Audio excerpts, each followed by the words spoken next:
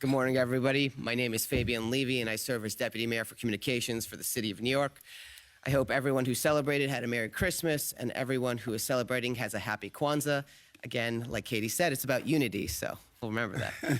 Thank you for joining us again for our weekly in-person media availability.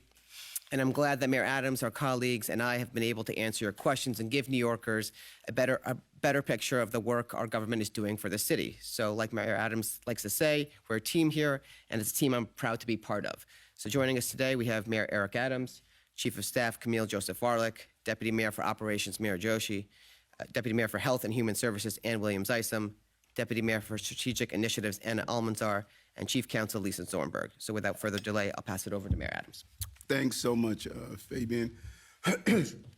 Hard to believe we're on the verge of 2 years, and I know it's hard to imagine, but 2 years ago, the city was in a free fall. Crime was moving in the wrong direction. No one wanted to be on the subway system. COVID had engulfed this entire city. Matter of fact, if you were sitting in this room, you had a mask on for the most part, even if you were allowed to sit in a room because of the new terminology of social distancing. We were dealing with a real employment crisis, housing crisis. People were looking to just flee to New York, anywhere but New York City. But look at this 2 years later. I say it over and over again, crime is down, jobs are up. We recovered more private sector jobs in the history of the city. We managed the financial and fiscal crises and cliffs that we were facing. Even those who monitor how well cities are doing, the bond raters gave us a AA bond rating last year. We had all of our agencies respond appropriately to the crises that we were facing so we could be prepared for the rainy day. We thought we were going to have probably a few showers, but we were hit with a typhoon called the Migrants Asylum Seekers. Managing over 160,000 migrants and asylum seekers, 1.5 the time of Albany. The entire city dropped into our city. The difference in Albany and New York is they were allowed to work. We were not allowed to have those migrants and asylum seekers work. Instead, 10 trips to Washington, D.C., asking and pleading for help. We did not get that help, but we still did the job anyway. And had walked away with real victories and W's, received assistance from Albany to reduce the cost of child care, raise the earned income tax credit. NYCHA for the first time got the NYCHA Land Trust. Administrations tried before and they were unsuccessful, but we got it done. Willis Point, so many people attempted to put a shovel in the ground in Willis Point. Deputy Mayor Maria Torres Springer and her team, we got it done. You go down the list and you see what others have tried, from summer youth employments to other areas. We were successful in doing so because we had the right team to do. 24 months later, only 2 years, and we are humming. 11% decrease in homicides, 25% decrease in shootings, 13,000 guns we removed off our street. And what we are really happy about is how we're continuing to invest in people, public safety, and public spaces, reshaping our streets, making it easier for New Yorkers to use. And so we're looking forward to 2024. And, you know, there are many moments in front of us. There's a high level of uncertainty as we continue to navigate these crises that we're facing. Governor Abbott has made it clear he wants to destabilize cities and sending thousands of migrants and asylum seekers here to the city. We have to address, I have to navigate this city out of it. The bottom line is I'm the mayor, and it's my obligation and responsibility to find the solutions, even if we're not getting the help that we deserve from Washington, D.C. And we need more help from our partners in Albany as well as they go into this legislative session. We are up for the task. And, you know, GSD is not just 3 letters, it's what we do. And we got stuff done in 2022, 2023. I'm looking forward to 2024 as we continue to press forward. Fabian, I'm going to a few questions. Great, thank you. Kayla? Two questions, Mayor. The HPD has announced the new city initiative to build affordable housing in quote-unquote affluent neighborhoods. I'm wondering if you picked your neighborhoods in New York City, specific neighborhoods, when you're driving around in your motorcade where you think to yourself, there should be more affordable housing here, and where would that be? Yeah, great question. And one of them is what we did, what we pushed hard on, the Bruckner Project. When you do an analysis and you look at the Bruckner Project and where it was located, you had a large number of people who were saying no affordable housing there, and some of them were extremely hostile. But they had little or no affordable housing throughout the years. And there are many areas. I could look at Manhattan.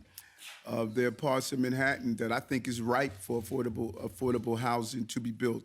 If you take a look on going from 11th Avenue, going all the way over to Park Avenue, and going, in our central business district, there's a great opportunity to reconvert office space. We have 138 square feet of office space that's vacant. That's prime real estate, close to hospitals, close to transportation, close to food, close to employment. It's a real win. We did it in September 11th when we changed Wall Street area. We made it into a live-work community. That is what people are looking for right now. And, I think that what Deputy Mayor Maria Torres-Springer is going to do is do an analysis of where we don't have affordable housing. What I find fascinating, I see people demonstrating about we need more housing, and then they demonstrate that don't build it on my block. Can't have it both ways. My quick follow-up is about what you envision for 2024. Even though you started today with a list of all your accomplishments, it has been discussed that your approval rating is much lower than it was when you took office. If you were to forecast a few months from now, do you predict that your approval rating will be significantly higher? Or are you worried that this is the reality for Eric Adams heading into 2024? Well, when these polls come out, the mayors call me, previous mayors, and they share a conversation with me of their low points, their high points, what's going on. And, many of them are amazed. They said, with the income you're getting, that you are still chalking up W's, They said this is part of the job. Being mayor of the city of New York, people are going to feel their pain. I always make the joke, the guys say, I'm getting divorced, Eric, it's your fault. I am the person that people see. I'm a visible mayor. I'm on the trains, I'm on the streets, I'm in all of these communities, and I'm a visible mayor. And people are angry about the asylum and migrant. I've never seen New Yorkers as angry as they are now about a particular topic that they have all rallied behind. We divide on public safety, we divide on transportation issues, we divide on a lot of issues. But the byproduct of the migrant asylum seekers crisis and the economic impact has hit every New Yorker in places that they feel it. And so what I must do is to continue to manage 161,000 people. And at the same time, I must show New Yorkers how to point that anger in the right direction and turn that anger into energy. And I don't wake up every day looking at the polls. I don't wake up every day worrying about re-election. I don't wake up every day worrying about, what people think of me. I wake up every day that I gotta navigate the city out of this, or it's gonna be long-term impact. And so I'm looking forward to further driving down crime. That's my number one issue I ran on, the prerequisite to prosperity. It's public safety. I'm looking forward to continue to recover our economy and making sure that we can stop this onslaught of anywhere from 4,000 to 2,500 migrants a week. The federal government must stop this because, there's a lot of people on the sideline that talk about this issue. Trust me, they don't want to be in the seat right now. A lot of people saying, all their ideas, what they would do and how they would fix this. They don't want to be here. They are hoping that Eric can fix this and this team can get this done. No one wants this problem. When I was in Washington, the people said to me that met me there, they said, I thank God I'm not you, Eric. Just to add to the first question you asked about, Andrew, if Deputy Mayor Torres-Springer were here, she would talk to you about the housing vision plan that we released a few months ago. And one of the key factors in bringing housing, making it more affordable across the city is building a little bit more housing in every neighborhood across the city. Because when you build a little bit more housing, it'll bring down the total cost across the entire city. So that's one of the things I would point you back to. Me? Okay. How are you? How are you? Good. All right, thank you so much. Okay, as you mentioned about the migration crisis, and there is a report, many reports came that and you also blaming federal government. The report came that you tried to meet with our president, Joe Biden, many times, but it's not happened. What is the reason you think? And then talk about the Queens, where the capital of the South Asian and also the Hispanic people in Roosevelt Avenue, Jackson Heights area, where the both sidewalk is almost occupied by the illegal vendors, and a lot of crime happening. People who are paying the rent for the business they can do, and they are complaining again and again, but nothing happening. So this is the two questions. Yeah, the first question was why you feel we have not received help on the migrant asylum. And then you want to see president, but you can't, reach him. Yeah, I met with the president several times on this issue. In 21, I think early 22, the dates, they get confused. Like I keep saying, when you're the mayor, you live dog years. Every day is, many years. It baffles me. New York City is the economic engine of the state and the country. And I don't have the answer. My role, as I did when I was a state senator, people came to visit me several times to get initiative passed. I have to keep hammering away at this issue. And I'm really pleased that we are now getting a chorus of other cities that are joining us, who are now part of our coalition. Back in April of last year, I was alone on this topic. But now you're seeing others are coming forward and saying, hold on, Eric is right. And they're joining us, and that coalition is going to continue to grow because these cities deserve better. And I'm not only talking about New York, Chicago, Los Angeles, El Paso, Brownsville, all of these cities, Houston, cities should not be handling national problems. And so I don't have the real understanding I'm hoping that our national leaders understand that and come a real immigration reform, a decompression strategy, pick up the price tag of this issue, and allow people to work. I sound like almost a broken record. It's the same thing. People should be allowed to work in this country. The illegal vending is something that is important to me, and we have to get it under control because brick and mortar businesses should not hurt.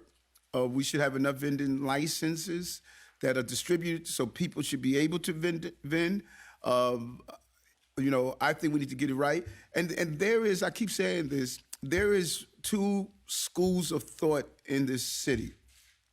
Like we put an initiative in place to clean up the Brooklyn Bridge. I don't know if you traveled past the Brooklyn Bridge. I think the Post rightfully did an analysis of what was happening on the Brooklyn Bridge. Councilwoman Brewer came and said, let the vendors stay. That is an unsafe environment there. So there's like this two school of thoughts that you're seeing in this city. You see the school of thought that police officers should be filling out documentations every time they stop people. There are those who say that no, police officers should do policing. People say that we should do what's happened with punitive segregation. There are those who feel one way, there's others who feel another. I think the majority of New Yorkers line up to we need a well-managed, peaceful, orderly city. It's unfortunate that a large number of them have become apathetic to voting, that we're letting a numerical minority hijack the philosophies and the management of our cities. And I'm hoping that this is going to encourage New Yorkers to engage in politics more because some of these things that are passing through, people think they're attractive. I challenge you, go visit other cities that these initiatives have come in place. You need to go see other cities, and you will realize my school of thinking of having a well-managed, organized city because of how diverse we are in practices. This city has to be maintained, and it has to be orderly. And having vending everywhere, having prostitution, people believe in legalizing prostitution. People believe in legalizing the use of letting people to shoot drugs in front of your home, sleeping in front of your home. New York can't run that way. This city's too complicated to have an any and everything go city. And that's my concern. And so we're going to get the vending under control, but we're getting a lot of pushback from people who believe that you should be able to set up a table anywhere in the city and sell whatever you want, even if that brick and mortar business is selling the same thing. Hi, Mr. Mayor. How are you? Same to you. We had the 2 teens stabbed in Grand Central yesterday. I raised that to talk about subway crime, transit crime in general, but if you have an update that on, it'd be appreciated. You have these hard-fought gains on crime that you outlined at the top. How sustainable do you think they are amidst the backdrop of this continued onslaught of migrants that's costing money, canceled police classes? So bottom line, how sustainable are these crime gains that you identify as your top priority heading into 2024? I think your question is so important because when I talk about the devastation impact of the migrant and asylum seekers, people only think about the volume of people that are coming in. There are byproducts to this. Cut in services, like we had to postpone the police class. Looking at some of the budgetary cuts. Of having a body of people, many young, who can't work. You don't even need an imagination to figure out that if you have someone 4 or 5 months and said you cannot work, you cannot feed your family, you cannot provide for yourself, what happens? Lack of opportunities, an idle mind, it's the devil's workshop, as they say. And so there are a lot of things that are feeding off of the migrant policy that, as I said a few months ago, we're going to start seeing the physical aspects of this crisis. We've done a good job of keeping that physical aspect away from New Yorkers, but the dam has burst. And so the police department has done an amazing job from Commissioner Sewell to now Commissioner Caban. They have deployed the resources. We have shifted. There's a lot of things we've done around resources that has not been done before. Let me give you 2 examples. After an incident, police stay on the incident too long. You'll see hundreds of cops after the incident is under control. You'll see hundreds of cops there just waiting there. We've now shifted to a policy where you keep in place the minimum amount of personnel there, and everyone else goes back to patrol. That has never been done before. That's a cultural shift in the police department. We had attempted suicide jumper the other day. We only had the SU that stayed there. We didn't have hundreds of police officers just waiting and looking up at the jumper. What's the role of that? The second is parades. We used to have thousands of cops assigned to parades that you did not need the personnel. So instead of having those cops assigned there, we've now shifted them back into high crime areas. We're utilizing our manpower smarter and better. We're using technologies like drones. You're seeing a smarter police department that's allowing us to do a better job with a smaller number, but that's not sustainable forever. We need to continue to bring in our police classes, and that's what we're going to do. Now, what hurts us is when you have a bill that states every action Officer Johnson carries out, he has to document it. If you're talking about just one person, then that's not a problem. But if Officer Johnson is looking for a missing person and he speaks to 20, 30 people, multiply that by 5 minutes. Officer Johnson's off patrol. So when we should be calling for more time for Officer Johnson to be on patrol, less time for spending overtime, we're doing just the opposite. And that's going to have a major impact. This bill that was passed is going to have a major impact on what is going to happen in our city. And so we've been successful. Transit crime is down over, I think, 2.3%. Ridership is up. People are back on the subway system. We're doing a good job in dealing with those who have severe mental health illness. And so the plans that we put in place, we see the success of those plans.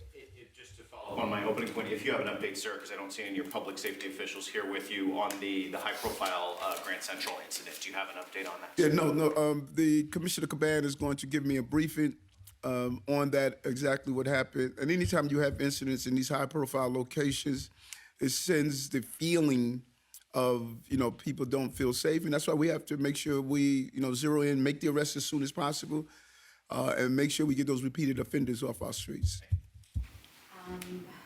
Sorry, Mona, go ahead. Good morning, Mr. Hey, Mayor. Mona, how are you? I'm well, sir. So I have a question for Deputy Mayor Williams-Isom. Yes. Are there any updated numbers on the amount of asylum seekers who have actually applied for asylum, as well as those who have applied for work permits, especially those that are eligible under TPS? And what are the latest numbers of people in the city's care? And last but not least, are there still single adult male and female migrants in hotels? Or are they all out of hotels? Thank you. Okay, so let's start with the legal services. To date, we have filed over 23,537 applications. That's over almost 8,000 asylum applications, 9,400 work authorization applications, and TPS is 6,100 TPS applications. Was there something else on the legal front? No, then the other was. So just to let you also know, from what we're hearing from the White House, there's about 2,200 people who have actually gotten their work authorization approved. And so they are connecting with the State Department of Labor and our department here to see how to get people connected to work, because that's the next obviously the most important thing, Mona.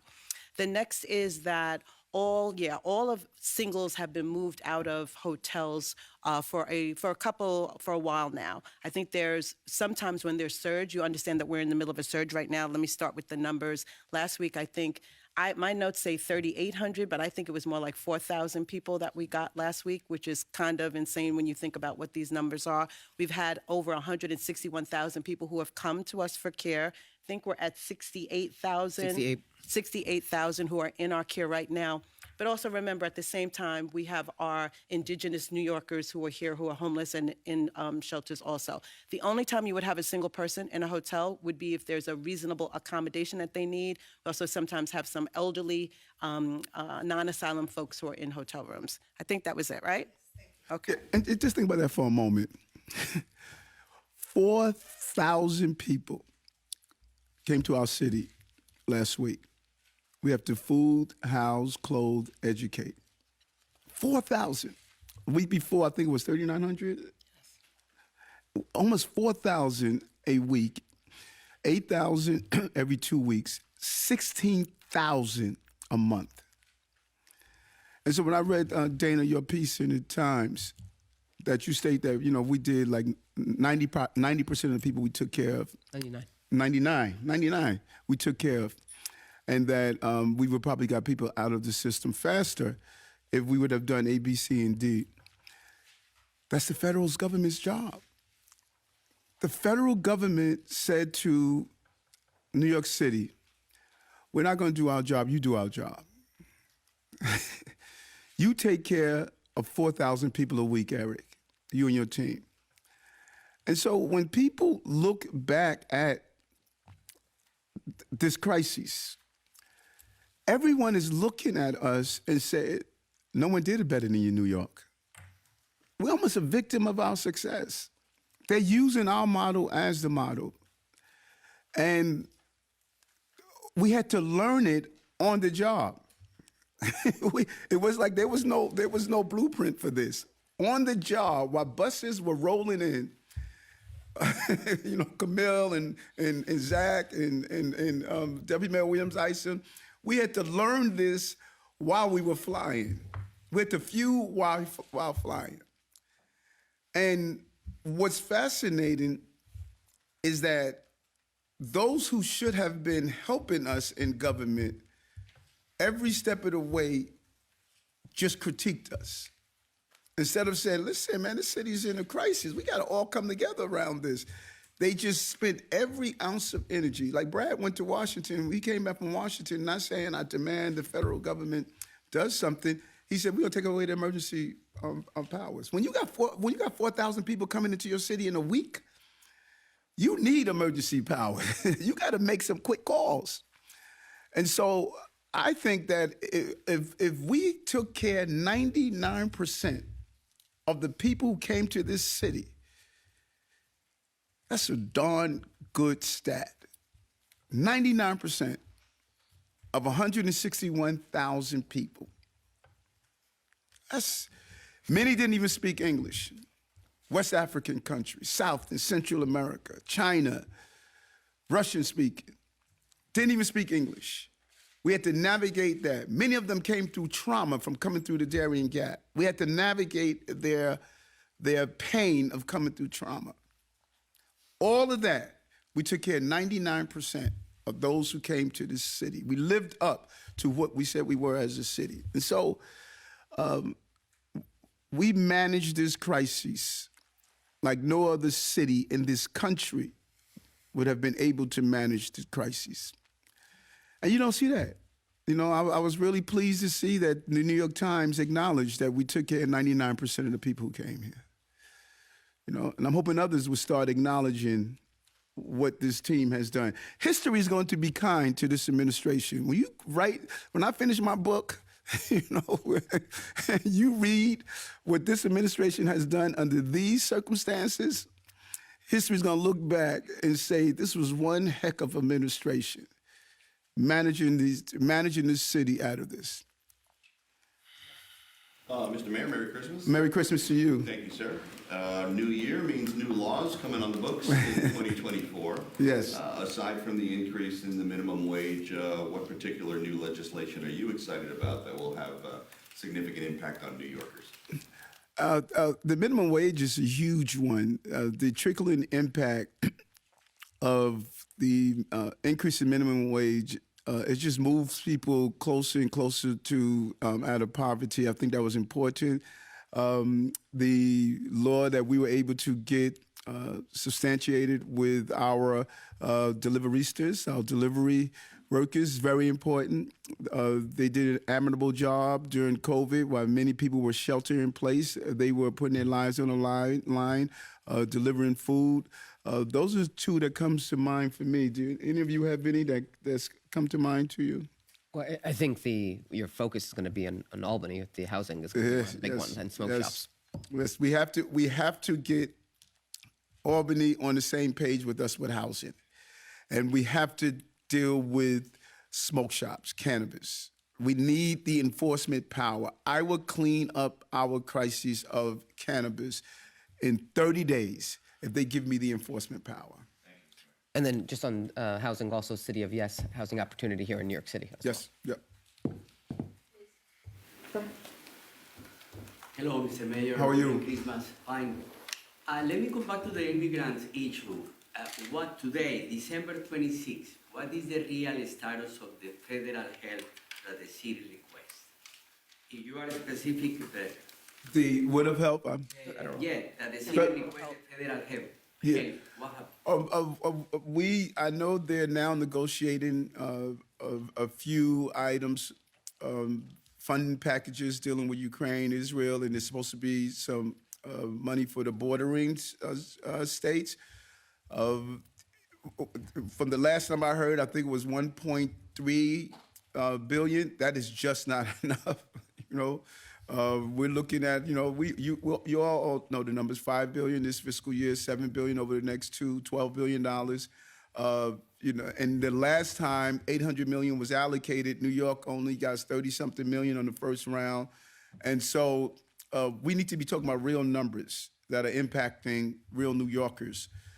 So I am not seeing the light at the end of the tunnel from the federal government. And I think we can't treat this as a policy. We have to treat it as an urgency, and I'm just not seeing that energy. Hi, Mr. Mayor. How are you? Good, thank you. I wanted to follow up on something that you said about the migrants almost kind of seeming to reference that there might be some crime among migrants. I know there has been some reports about crime in migrant shelters. I was just wondering if you guys are keeping track of that. Have you seen that there has been an increase, an uptick in crime among migrants? And then I was just wondering if you plan to veto those, the how many stops bill and then the solitary confinement bill. So let me peel them back. The Chief LaPetrie and Commissioner Caban is doing an analysis always around crime.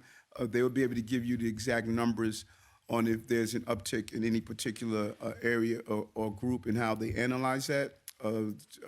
Chief LaPetrie and Commissioner Caban would do so.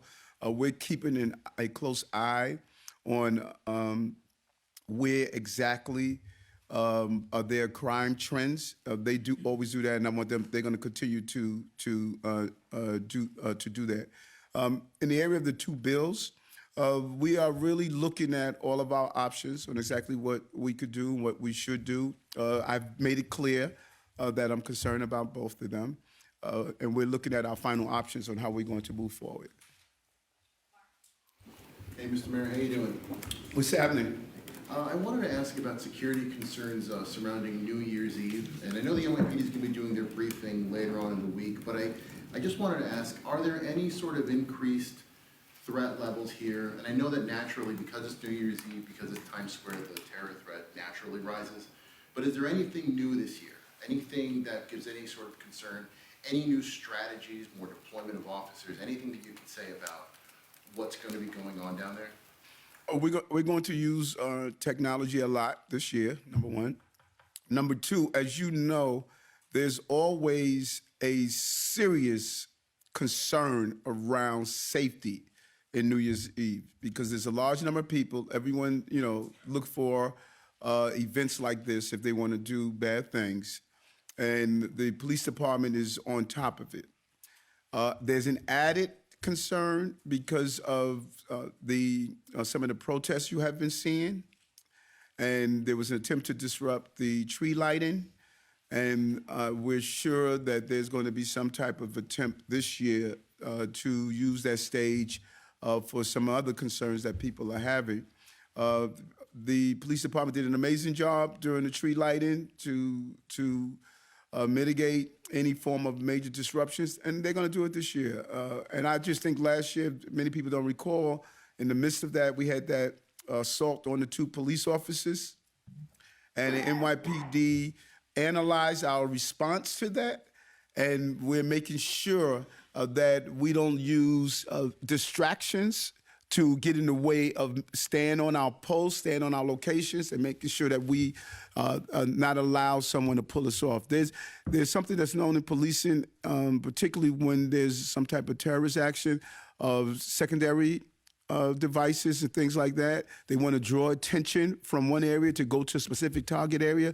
We are really exercising our mental muscles to make sure that that does not happen. People have to maintain their locations and use minimum deployment from where a particular incident is happening, so that we do not allow people to take us off of our goals. So there's some different strategies that we're going to put in place this year to take into account all of these circumstances. And as always, we're monitoring the chatter.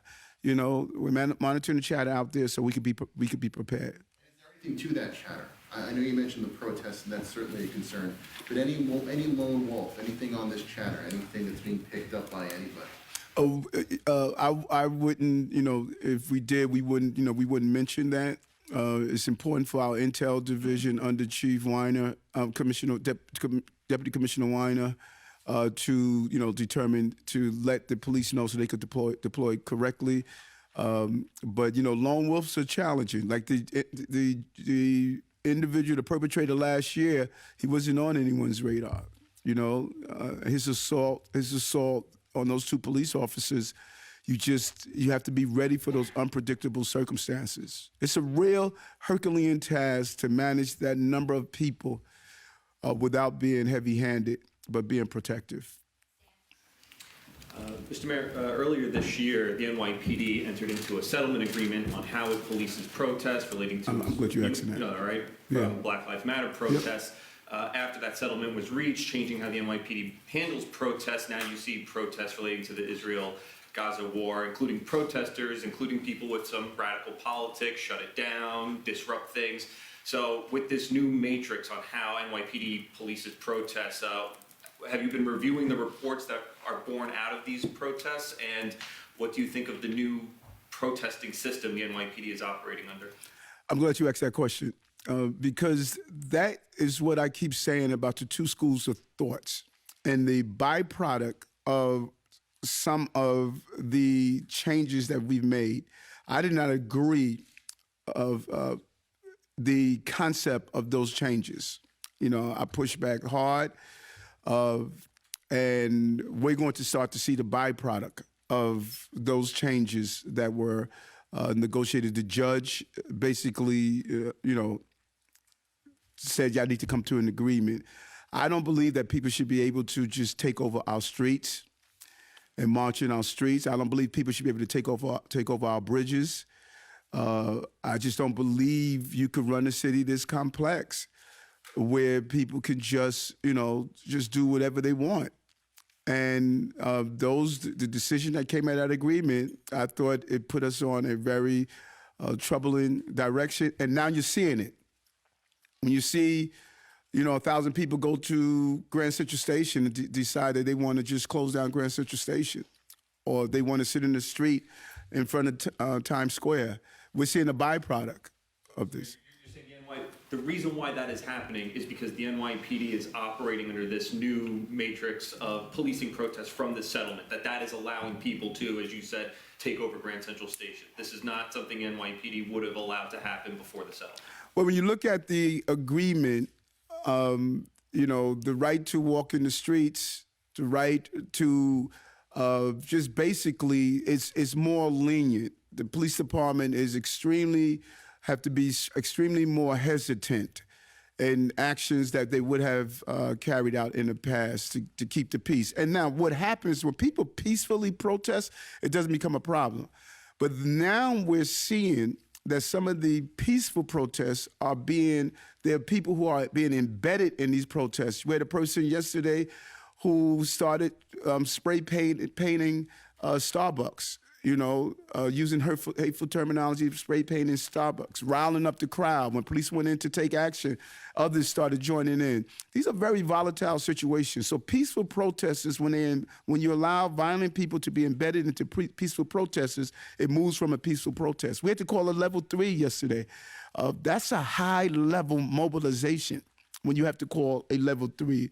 And, we were able to only have 6 people arrested, great level of restraint, but you can't embolden those people who are watching what's playing out in New York City. People come from all over the country. A lot of our agitators are outside people who come from all over the country and embed themselves into peaceful protests to rile up the crowd. And so when you look at, since October 7th, we have 400 protests.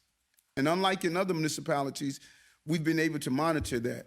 But you're seeing a small pocket of people who are now becoming part of the protest, who are really trying to rile up the crowd, and we cannot tolerate that, and we can't accept it. If you had such issues, 483, wow, 483. If you had such issues with the settlement terms, why did the city enter the settlement? Why not just fight it and keep the lawsuit going? The signals we got was they were telling us that we could have had a worse of outcome if we didn't come to some type of settlement. That was the signals. As soon as I read the settlement, I said, this is a problem. This is a problem. And, you have to go by the advice of your attorneys, But as soon as I read it, anyone who policed this city should be concerned about what's in the settlement. I should just add just one other thing on that. The settlement imposes a tiered system for responding to protests, so there's a lot that depends on the circumstances. It does not allow protesters to block access to critical infrastructure, and just want to be clear on that. Mm-hmm. Right. And of the 483 protests, NYPD estimates about over 161,000 participants participating over the last 2.5, 3 months, whatever it is. 161,000 plus. Now, obviously, a lot of those are probably the same people, but that's the number they estimate. Yeah, we got 8.3 million people in the city. Out of, there's you probably have the largest protest I saw was about 5,000. But when 5,000 people take to a street, it it makes it challenging, and it gives the impression that 8.3 million New Yorkers are doing it, and it's not. Average person wants to get to and from his place of employment and provide for his or her family. But and when people do things peacefully, it's fine. But all you need is a small pocket of people, like you saw yesterday, that can disrupt a peaceful protester. And they're there they go for one reason at all, to disrupt. Mr. Mayor. Yes, sir. 2 questions, please. First question, do you think by being blunt on the need for help from the federal government on this crisis, saying the president has failed New York, do you think your frankness on the issue might have made the White House officials a little less politically inclined to provide aid? And then my second question, Mr. Mayor, after a review of your 2025 campaign donations, Politico identified a 19-year-old donor listed on your campaign filings as having contributed $2,100.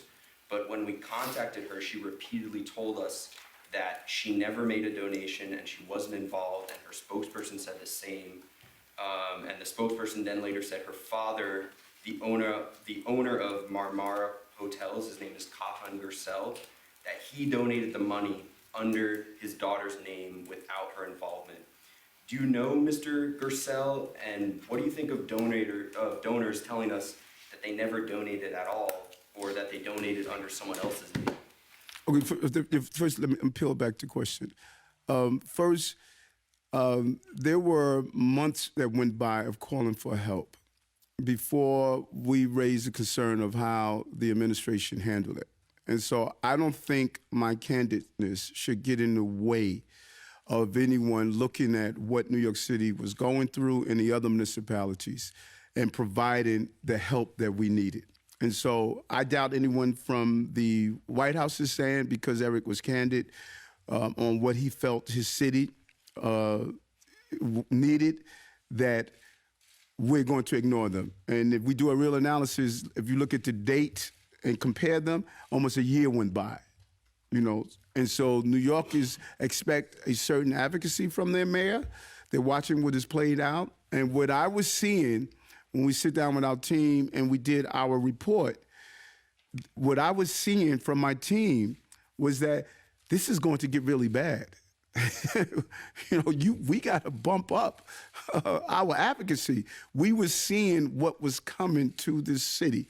And so I think that I would not have been an advocate for this city if I would have in any way ignored what we saw on the horizon. And when it comes down to donations, the rules are clear. And every donor, we tell every donor, here are the rules. Donate in only your own name. Donate according to the rules. I'm very clear on that. And I don't think that there's a campaign that has not probably had 1 or 2 people that didn't do such. But we're very clear. I had a great compliance system. We spent tens of thousands of dollars on compliance attorney to look over, to make sure that they're done right. So I'm very clear. Any donor we receive, you got to follow the rule, and that's what I tell all donors in doing so. How are you? Good to meet you. Keith Kelly with Howard Town and West Side Spirit. Once again, on congestion pricing, the head of the EMT unit yesterday said it's going to make recruiting difficult because you're imposing a $4,400 tax on first responders who will have to drive to work. I haven't heard from the fire department union or the police union, but I assume they have the same concerns that people who work and protect people in Lower Manhattan are now getting taxed. And I confess I have close relatives who have a vested interest. So that's one question. The other one is I think about 400,000 people live below 60th Street. Are they all going to be taxed every time they drive their car, from their house? Well, the final rule is going to be put together. And Deputy Mayor Joe, she would talk about that. But I've made it clear that we have to get it right. We can't be overburdensome on working class New Yorkers. This is new, so of course this is New York City. This is new There's going to be some yays, some nays. This is part of when you institute something new.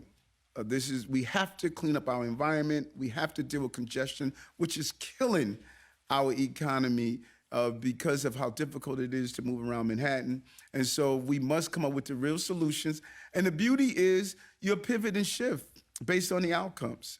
So I'm excited about making sure we get this right and we don't hurt working class New Yorkers. DM, you want to add something to that?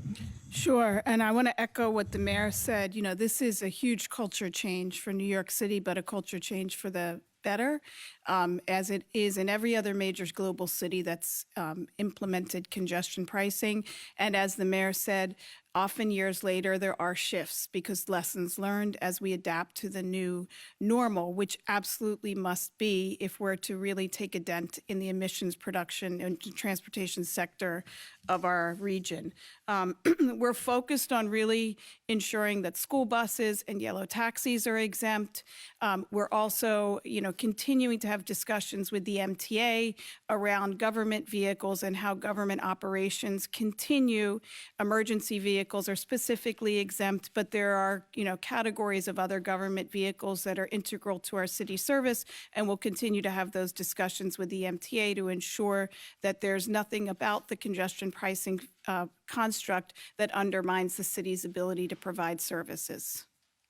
And what about residents who live in there? There's going to be any kind of code or thing, or they? So there is some tax breaks in the law for residents that live within the district, but other than that, there was nothing in the TMBR recommendations that specifically spoke to residents within the district. Time for two more. Nolan, go. Merry Christmas. How are you? I'm all right. Good. If we can circle back to the migrant thing real fast. Yes. Why, if you don't think sort of the vocalness of your complaints is why the Biden administration has denied your repeated pleas for aid, why do you think they have? I am baffled, that why they're not seeing Washington on the whole. And oftentimes people talk about the Biden administration, but I'm critical of Congress as well. New York City, as I said, that we're the economic engine of this country and state. I don't believe any of these cities should be going through this. I don't have the answer, and I think that's the answer that we need to turn towards Washington. And that's why I talk about New York City residents, that we need to go visit our lawmakers there and say, what's going on here? And we had this slow process of educating New York City residents because many people thought that Eric was in charge of the buses coming in, that Eric was in charge of deportation, that Eric was in charge of making sure that we house. We are operating within the law. And I believe that all New Yorkers should join us in saying this should not be happening in New York City. But I don't have the answer there. For sort of the culture of the city is the mayor's responsible. Yes.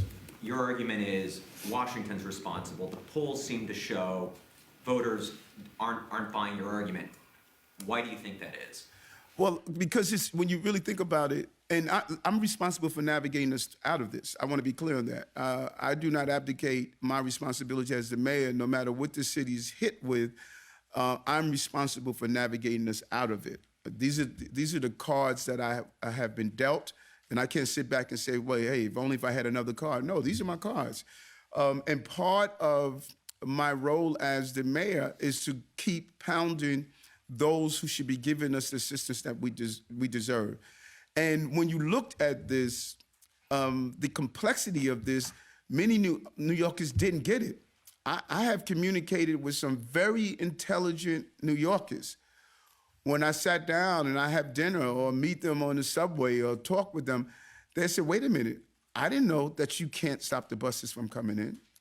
I didn't know that because of some of the laws that we have in this city, that you don't have the authority to even deport people who are arrested 4 and 5 times. I didn't know that you can't do this or that. A lot of New Yorkers, if you go on the street and ask them, they don't have the answers to the questions. They don't know that our hands are tied. You show up at our Port Authority or through the JFK Airport, we have to provide them services. And the average New Yorker did not know that. And part of our job is to articulate to them so they can take the same anger I'm feeling and they can point it in a direction that is ought to. I would also add, Mayor, to the point that the mayor made earlier, for the first year of this whole crisis, we did nothing but just ask for help and not say a word of, offer a word of criticism. And it's only after we started, being honest about the criticism is that when we started receiving allocations of funding and other resources. So. Can I just do a friendly amendment? We didn't just ask for help. We managed the crisis at the time while we were asking for help. Right. We did both things. I just want everybody to know we didn't just sit back and say, can you help us? Can you help us? We build an asylum arrival center. We build a legal clinic. We are working on resettlement with other states. We're gathering other cities together. So all of that was happening at the same time, 3,000 people coming through the front door, and we advocated for more resources. Right. If that wasn't the case, then the Times wouldn't have complimented us and said 99% of the job was perfect. Oh, no, go ahead. Sorry, I was just gonna ask one more, Mr. Yes. Mayor. You talk about all the trips you've taken to Washington, D.C., and you acknowledge that you haven't gotten much back. Why should people think that the 13th, or the 14th, or the 15th trip yields a different result? Yeah, and I think that's a legitimate question. And as I always said, that when I was in Albany, some of the legislation that we were able to accomplish, even the Kendra's law, the reduced speed limit law, a lot of these bills is like continuous sessions. It's unfortunate that lawmakers take a long time, a lot of advocacy, a lot of parents come up who are the victim of some of these incidents, family, love members, members that are part of the family, social setting. And it takes a while before lawmakers see the urgency that's playing out on the ground. And so Eric going alone has now turned into Eric going with other executives in other cities, and now we need to move to the next level of Eric going down with faith leaders that are seeing a byproduct of this, Eric going down with everyday New Yorkers that can speak to their electors. It's unfortunate, but our wheels of legislative movement is extremely slow, and under normal circumstances, you could wait a year or so or 2 years before a bill or law is passed. We're not in that place right now. We have to bump this up in 2024 because when you're getting 4,000 a week, 8,000 every 2 weeks, 16,000 a month, we got to kick in gear a little faster right now. Merry Christmas. How are you? All of you good, thank you. Good. Now, when you look back for the 2 years, you have inherited the worst time in the history of New York as a mayor, and we can't compliment you more than we do. When we grew up, we all had a resolution at the end of the year for next year. What are your 3 resolutions for next year to make the city better? These 2 years, legacies are not made from easy things. And anyone who has done an analysis of my life would tell you that, things don't come easy. But like I say, I know what hard is. Hard is raising 6 children on your own, moving out of Brownsville, Brooklyn, into a little small house and trying to figure out how you're going to keep the lights on. People used to think we were the luckiest people on the block, Mona, because we barbecued every day. They didn't know the gas was turned off, And so life prepares you for where you are. And I had a mommy that never gave up. And no matter how difficult it was, she just told us, do the best you can. I wake up every day with one goal: do the best you can, Eric. And all of that, nothing would distract me from that. And so moving to next year, I need to make this city continue to drive down crime. I need to make sure we continue to run the city, even with the very serious budget cuts that we have to put in place. And I must navigate us through this migrant and asylum crisis. And the top resolution for this year is that I'm going to spend some more time with Jordan. We're not doing enough football games together. We're not having enough dinners together. And I just want to spend some more time with him because I've been doing this for so long that I have not had, son-dad time enough. And he keeps texting me, hey, Dad, let's catch a game. And I need to be more reciprocal on that. That's my top thing. I want to spend a heck of a lot more time with him. Mr. Mayor, where's Tim Pearson? Wait. No, we're gonna do a few more. I keep telling you about stop yelling out like that. It's okay. We're gonna do a few more since I came in on the day after Christmas. Who'd you call? What's up, Ethan? So, Mr. Mayor, going back to the solitary bill and the How Many Stops Act, I know Yes. you didn't say one way or the other if you're going to veto it yet, but Speaker Adams said she's ready to override any veto. Mm-hmm. Considering earlier this year, Council overrode your veto on the City FEPS package, Mm-hmm. is that factoring into your decision at all, the political implications of having another veto overridden by the Council? No. Listen, we have a great system of government, divided into our legislative and the executive. We don't want dictatorships in our country.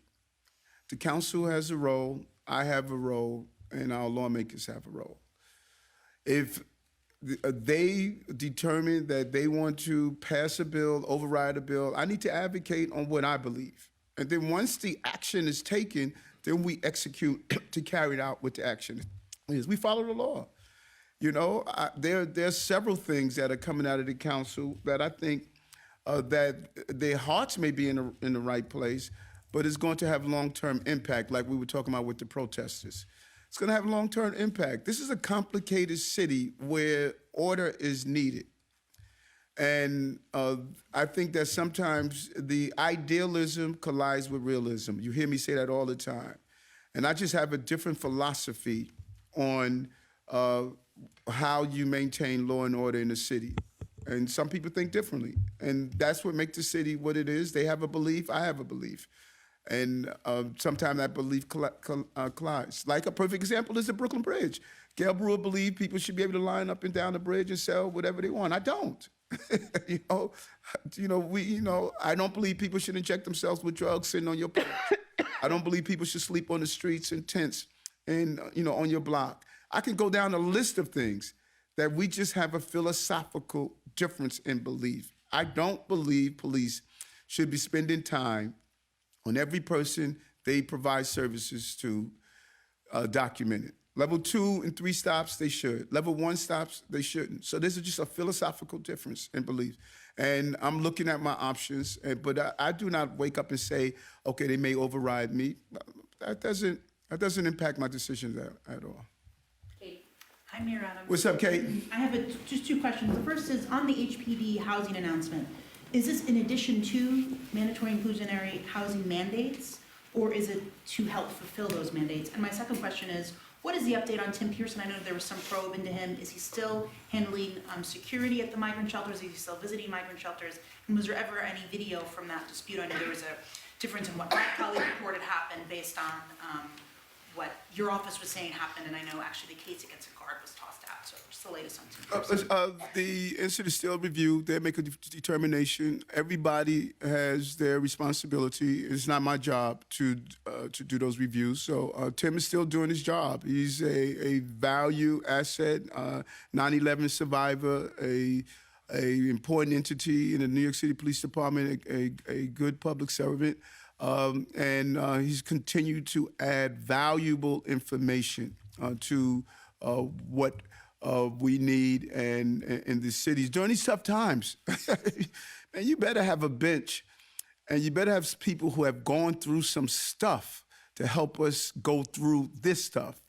And I have been really fortunate by having people who have gone through stuff, and Tim is one of them. Tim, Phil, and the people who are up here right now, their personal experiences, they're just really helping me you know, go through some stuff. I was talking to Camille, Ingrid, and Sheena this morning as I was weighing some decisions, and just the value of their personal experiences is like, man, if you don't have Knights of the Round Table, you in trouble, you know, and Tim is one of them. Tim is one of my Knights of the Round Table. I've seen him for over almost 40 years now navigate challenging times, and the reviewers would make a determination, you know, and I thank God, and I think the city is fortunate for having him. Now, House, who knows that? We don't have Deputy Mayor Maria Torres Springer. She'll get back to you on that. She's still unwrapping her gifts. Yeah. Thanks. On housing, you suggested that you're open to both good cause and 421, some sort of package that incorporates 421A and good cause in Albany. Like, how real do you think that is? Do you foresee sort of pushing real estate at all to accept that sort of thing? No, I'm not open to both. I'm open to a housing solution. That's what I'm open to. I'm open to a housing solution. Dana, we went through Albany last year with nothing on housing. Everyone tells, if you speak with all those lawmakers up there, they'll all tell you that housing is one of our top issues. Some say one, some say two, you know, but everyone states that. So how could we have gone through the last legislative session with nothing on housing? That can't happen this year. We need to come to a resolution. And if part of that resolution is to sit down and come up with tenant protections, I'm open to that conversation because I believe in tenant protections. You know, it's not like I'm against tenant protection. And so the terminology, sometimes I think people get caught up in the terminology. Like people are caught up in the terminology of 421A. You know, just the mere sound of it, people are turned off. People are caught up in the terminology of good cause. So we have to move away from the terminologies and say, what are the goals? The goals is a centralized building. The goal is to make sure we have some form of tenant protections. And I think that reasonable adults can sit down in a room and say, how do we accomplish them both? And that has been my conversation with everyone. Thanks, Mr. Mayor. Merry Christmas. Same to you. Had a couple of questions. I'll start with the one on SNAP, cash assistance benefits. As you probably remember, last week Legal Aid filed a contempt motion. In response to that, HRA and the deputy mayor was pointing out that, you know, the city is doing the best that it can during a time of very high demand and a lot of staff shortages. One thing that was in the contempt motion, though, was that your administration didn't furnish any data at all on processing rates until September 2023, even though you're supposed to do it every 3 months. In addition, there's actually no data provided, according to Legal Aid, on something called immediate needs script. So I'm just wondering, but why is that data not being provided, even though it's mandated by law? The other part, me and my colleague Michael Gartland last week reported on Frank Rowan and some companies that he had co-founded. They were accused in a civil federal lawsuit of participating in a money laundering scheme. Wondering if those allegations are making you have any pause about putting Frank in a high-ranking role in your re-election effort. If I do the Frank piece, are you going to do the? You want me to start? No, I like because I always like talking to Chris. So. Okay, so go ahead. We should do a sit-down Why don't we arrange that? It will be considered. Happy New Year. You know, in civil lawsuits, people hurl accusations at each other. And Frank, as his counsel, he's not part of this staff. I think that you should reach out to his team, and then they could answer that. That has nothing to do with this administration. But people hurl things at them in civil lawsuits, and we see that often. But his team could respond to that. In terms of your campaign, though, is he going to still play a leading role on it? Yes. Frank has been a supporter, and when he served as chief of staff, he has been a good advisor, and I look forward to his assistance in the years to come. Yeah, Deputy Mayor? I will end there. I think I said it last time, providing New Yorkers with the assistance that they need is a top priority for us. And I don't think I did tell you this statistic, Chris, that despite FY23 marking the highest volume of cash assistance applications in at least well over 2 decades, which I didn't realize it was that high. We came in with a very high need with a pandemic, and we continue to see it growing. We still have been making a lot of progress on the backlog, and we're committed to getting the information. When you're talking about the processing rates, let me check with the team on that, because I don't have that down. And it was the processing rates and what was the other one? Well, it's under that 2005 court order. Right.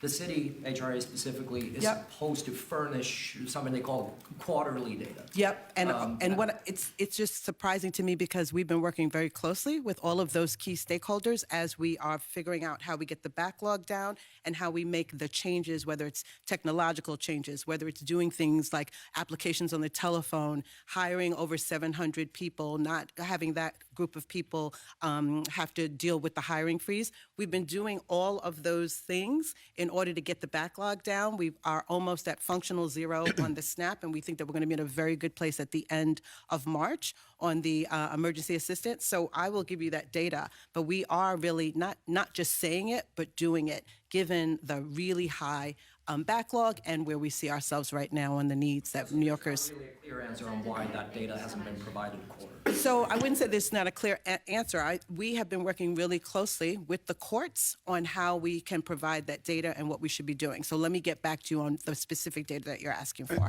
And if we have an obligation, and if we in any way did not do that, we're going to find out why.